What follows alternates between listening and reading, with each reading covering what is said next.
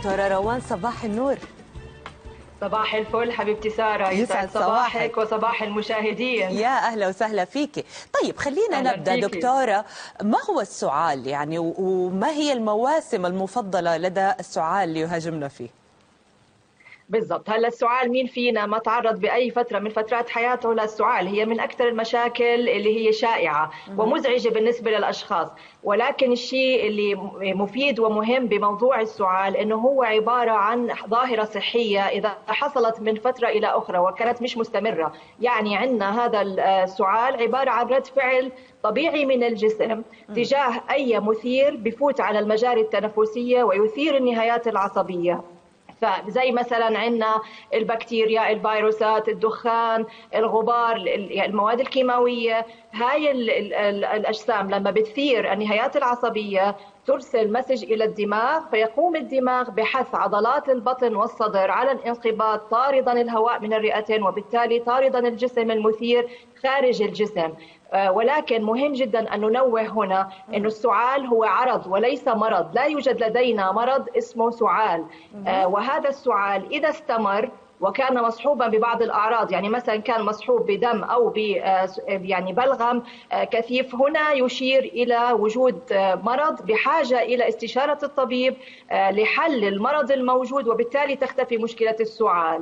ممتاز. فهو عرض وليس مرض. بالنسبة للموسم ليس له موسم معين، هو ممكن يحصل بأي موسم، ولكن زي ما بتعرفي حضرتك بفصل الشتاء بتزيد العدوى اللي هي الإنفلونزا والكامون كولز، فممكن يزيد بمواسم الحساسية. يعني عندنا بفصل الربيع مع تفتح أزهار الطلع ممكن كمان يزيد عندنا السعال. طيب السعال أنواع، بنلاقي انه في سعال جاف، احيانا في سعال بيكون رطب نوعا ما هي انواع السعال وما هي ايضا العلاجات المناسبه لكل نوع؟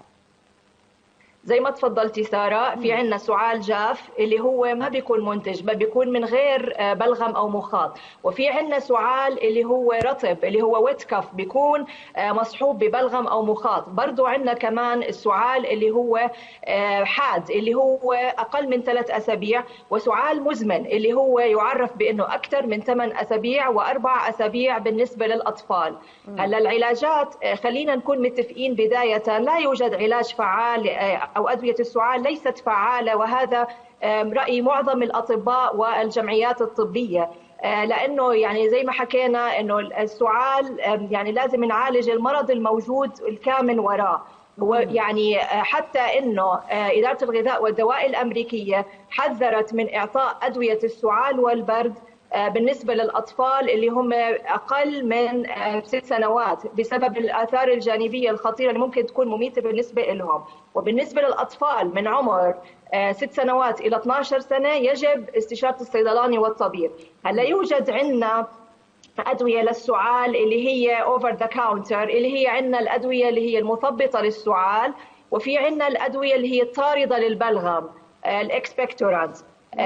هذا في حال السعال اللي هو حاد اللي هو مش مستمر. في حال عندنا يعني مرض وراء هذا السعال يجب أن نرجع إلى الطبيب ويعني نشخص الحالة، وبناء على الحالة يتم المعالجة. يعني هلا إذا في شخص عنده تحسس نبعد عن المثيرات للتحسس، نعطيه مضادات الهستامين ومضادات الاحتقان والكورتيكوستيرويدز. اللي عنده ربو ممكن نعطيه البخاخات الاستنشاق الموسعة للقصبات.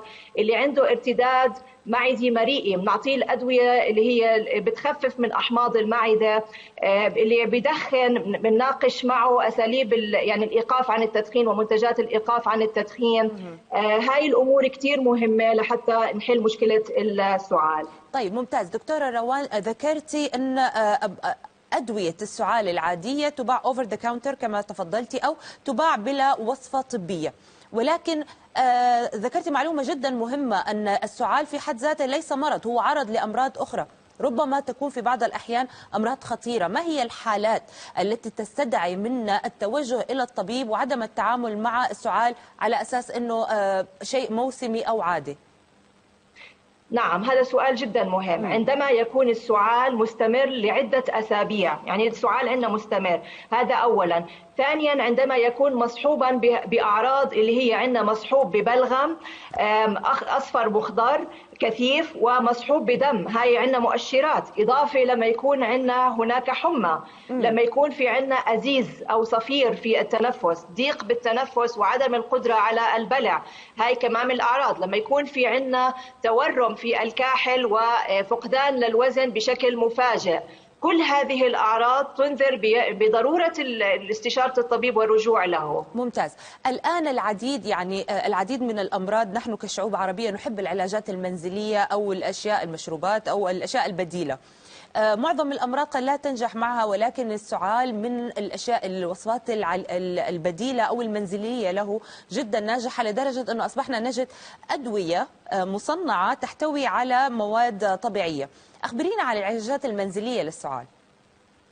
طبعا كما ذكرتي فعلا العلاجات المنزلية جدا تساعد في موضوع السعال. فعندنا مثلا العسل مفيد جدا لترطيب الحلق وتعزيز المناعة والتخفيف من السعال. الزعتر له فوائد مفيدة جدا بالنسبة للسعال.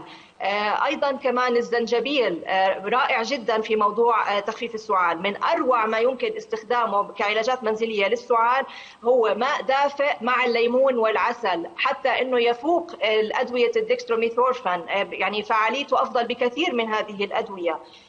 كمان عندنا ممكن ان نعمل على ترطيب الغرفه باستخدام جهاز الهيوميديفاير او اللي هو الجهاز ترطيب الغرفه، جدا مفيد هذا الموضوع. شرب السوائل تعمل على ترطيب الممرات الهوائيه وتخفف من مشكله الجفاف، برضو كمان بتساعد. الزيوت، دهن الزيوت على الصدر، زي عندنا مثلا زيت اليوكاليبتوس او عندنا كمان زيت المنتول اللي هو النعنع، ايضا كثير مفيد، وزيت الكافور كمان مفيد ومساعد بموضوع التخفيف من مشكلة السعال، بالإضافة إلى أخذ بخار، يعني حمام البخار كمان واستنشاقه جدا مساعد ومفيد. طيب ايضا كمان التوم، اذا ساره برضه يعني حتى ما نغفل عن نحكي انه التوم كمان مفيد جدا بموضوع تخفيف السعال، سواء اخذناه ني او انه غليناه وشربنا المغلي اللي تبعه. مهم السوائل الساخنه زي البابونج زي النعنع كمان مفيده ومهمه، الحساء الساخن. طب دكتور، ماذا عن يعني احنا بنعتبر انه كل المشروبات الساخنه، هل في مشروبات ساخنه ممكن تكون عندها نتيجه عكسيه؟ يعني وماذا عن القهوه مثلا والكاكاو، هل هم مفيدين ايضا للسعله ام لا؟ نعم، هلا بالنسبة للقهوة تحتوي على الكافيين وهي من مثيرات الكحة، يعني بالعكس يجب أن نتجنبها لأنها تثير الكحة، خاصة أنه لأنها تحتوي على الكافيين فهي مضرة للبول، فبالتالي بنخسر سوائل فتؤدي إلى الجفاف، والجفاف من أكثر مثيرات يعني بيزيد مشكلة الكحة سوءا. لهذا يجب أن نتجنب الكافيين والقهوة. أما بالنسبة للكاكاو فقد أثبتت الأبحاث بأنها من أفضل ما يمكن استخدامه بالنسبة لتثبيط السعال وإيقافه، لأنها بتحتوي على مادة الثيوبرومين وهي مفيدة جدا لتثبيط السعال، حتى إنهم وجدوا بالأبحاث إنها أفضل من أدوية السعال اللي بتحتوي على مادة الكودايين. يعني محبي الكاكاو الآن في منتهى السعادة عكس محبي القهوة. عكس محبي القهوة. صحيح. طيب دكتور، ماذا ذكرتي زيت الكافور وزيوت أخرى، ماذا عن زيت الزيتون؟ يعني أمهاتنا أول شيء بيتجهوا إليه في وقت السعلة أو تعب الصدر دهن المنطقة أو الحنجرة بزيت الزيتون، هل هو مفيد؟ نعم مفيد جدا، وحتى أنه يخفف الألم ويزيل الاحتقان ويخفف من السعلة، فمفيد جدا استخدامه. ويتم عن طريق كما ذكرتي حضرتك، يتم تدليك الصدر والعنق وممكن حتى على الظهر بزيت الزيتون، وحتى ممكن كمان يعني تناوله حتى يعني على الريق صباحا كمان مفيد جدا. طيب في حالة إهمال السعال، يعني إذا تعاملنا معه كأنه شيء عادي، هل في مضاعفات ممكن تنتج عن هذا الأمر؟ طبعا هناك مضاعفات وخطيرة جدا كما ذكرنا. أحيانا ممكن يكون وراء هذا السعال مرض خطير، يعني ممكن يكون مثلا من الأسباب سرطان الرئة، ممكن يكون التهاب رئوي، ممكن يكون السل. هناك العديد من يعني الأسباب وراء السعال. فإذا أهملنا موضوع زيارة الطبيب وتشخيص الحالة وأخذ العلاج المناسب سوف تتطور الحالة يعني وتصبح هناك مضاعفات أخطر. من المضاعفات اللي ممكن تحصل، الشخص بيصير في عنده أرق، صعوبة في النوم، ممكن يصير في عنده صداع، ممكن يصير في عنده تقيؤ ودوار ودوخة، إضافة إلى أنه ممكن يأثر على العضلات والعظام فيصبح هناك سلس بولي. وممكن كمان أنه يحصل هناك في السعال الشديد والعنيف ممكن يحصل انكسار في بعض الأضلاع. فشوفي قد ايه الموضوع خطير، وقد يؤدي إلى الإغماء وفقدان الوعي أيضا. نعم. طيب ماذا عن الوقاية؟ يعني خلينا أستفيد من وجودك معنا أنا وزملائي كمذيعين. نستخدم صوتنا بصورة مكثفة، أحيانا بشكل ضغط على الحنجرة. لدينا السعال أكيد اللي بيجي من وقت لوقت، أحيانا نصاب، وأكثر شيء بنخاف منه أن نصاب بنوبة سعال على الهواء.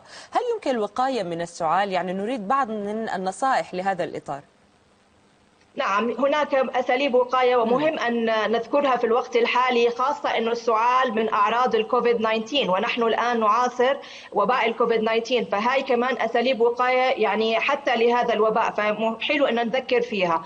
أولا يجب أن نلبس ملابس مناسبة لفصل الشتاء يعني الدافئة بالنسبة لنا تدفي الجسم. ثانيا يجب أن لا نخرج في الهواء البارد، وخاصة إذا كنا في جو دافئ ما نخرج مباشرا، يعني نغير على حالنا الجو مباشرة نخرج إلى الجو البارد. هذا الشيء كمان خاطئ. يجب كمان أن نشرب السوائل، المياه شربها جدا مفيد لأنها بترطب الشعب الهوائية والممرات الهوائية. المشروبات الساخنة، كمان نحافظ على التمارين الرياضية، نحافظ كمان على نظام غذائي صحي ومتوازن. يعني هناك لازم يكون في نظامنا فواكه تحتوي على الفيتامين سي، هذا الشيء بيعزز جهاز المناعة. نحافظ على تهوية وترطيب البيت، يعني حتى لو استخدمنا جهاز الترطيب بالبيت كمان مهم ومفيد. مهم جدا ان نحافظ على اساليب النظافه الشخصيه اللي صرنا كلها هلا يعني بنراعيها في ظل الوباء اللي احنا فيه. يعني لازم انه احنا نغسل ايدينا بشكل جيد لمده 20 ثانيه، نستخدم المعقمات الكحوليه، نحرص على تعقيم الاسطح في المنزل، لا نستخدم المناديل والمناشف من وراء اشخاص اخرين. مهم جدا كمان ان عندما نعطس نستخدم المنديل يعني نغطي فيه الانف والفم. اذا ما لحقنا ما كان عندنا منديل نضع الكوع بالمرفق بهذا الشكل ونغطي المنطقه. حتى كمان نتخلص من المنديل في سله المهملات، ولازم نغسل ايدينا بشكل جيد بعده. ما نضع ايدينا على الانف والفم والعينين بعد العطاس أو السعال، هاي كمان من النقاط المهمة. هذا كلياته بيساعد في الوقاية من السعال. يعني الفقرة جدا كانت مفيدة دكتور، وبتمنى كمان مشاهدينا يكونوا استفادوا منها. الاختصاصية في الصيدلة دكتور روان عبد السلام، شكرا جزيلا لك، كنت معنا مباشرة من عمان. حبيبتي شكرا لك سارة، سعيدة جدا دائما بلقائي معكم، دائما متميز ودائما إيجابية من الصباح. ونحن دائما نسعد باستضافتك معنا، شكرا جزيلا ونهارك سعيد.